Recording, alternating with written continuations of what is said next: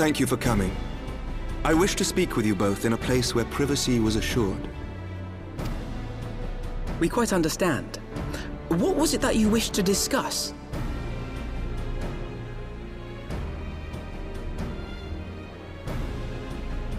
With my father's passing, the seat of the Archbishop lies vacant.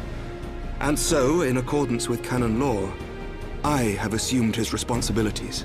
I should stress that this is a temporary measure. It was never intended that the Lord Commander of the Temple Knights serve in this capacity indefinitely. Quite the opposite. The statutes specify that I should surrender my powers as soon as a conclave of the senior clergy and the high houses have named a new archbishop. But in light of recent events, that would not seem appropriate. I confess I did not expect you to divulge quite so much quite so soon.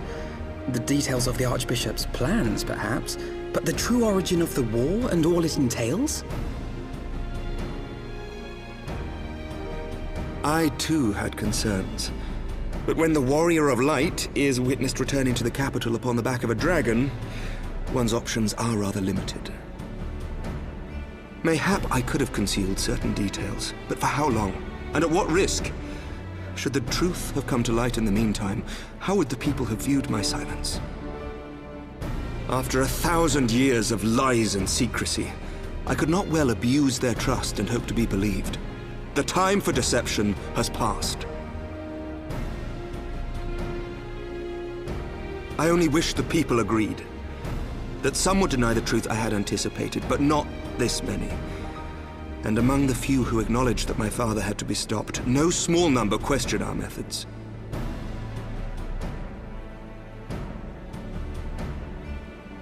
If they suspect a coup, it will not be long before some turn to violence. It has already begun, and that on both sides. Men and women of the cloth are being harassed in the streets. Some have even been assaulted in the Broom. Hilda and her people have formed a watch to help us maintain order.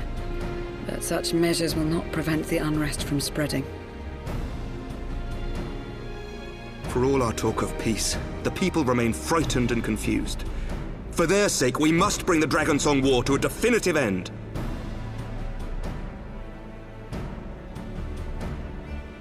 And we should be glad to help you, Sir Emmerich. But what precisely would you have us do?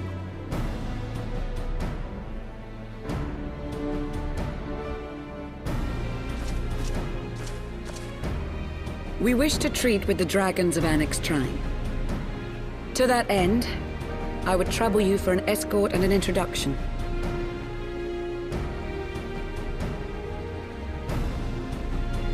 Annex Shrine?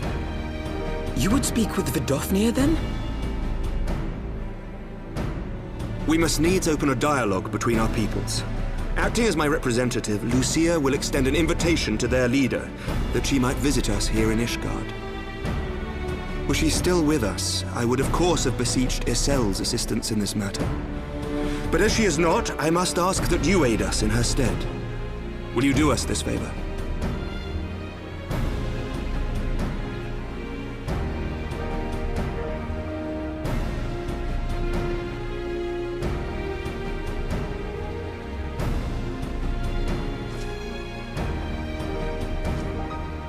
Thank you, my friends.